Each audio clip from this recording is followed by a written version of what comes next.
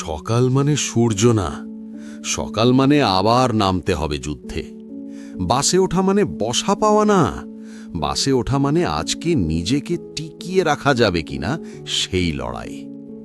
ট্রেনে দাঁড়িয়ে থাকা মানুষগুলো শান্ত না বন্ধু, ওরা দাঁড়িয়ে আছে কারণ পড়ে যাওয়ার সুযোগ নেই। এই ভিড়ের মধ্যে কেউ কাউকে ধাক্কা দেয় না, জীবনই সবাইকে ঠেলে রাখে সামনে।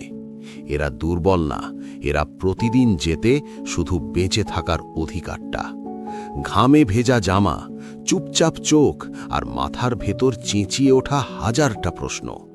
কেউ যুদ্ধের গল্প লেখে না, কিন্তু এই মানুষগুলোই প্রতিদিন যুদ্ধ করে। সবচেয়ে বড় মিথ্যে কি জানো? এই মানুষগুলো নাকি সাধারণ না বন্ধু, এই শহর দাঁড়িয়ে আছে এই নীরব যোদ্ধাদের কাঁধে। এটা চুপচাপ কষ্ট না, এটা দাঁত চেপে লড়াই করা জীবন।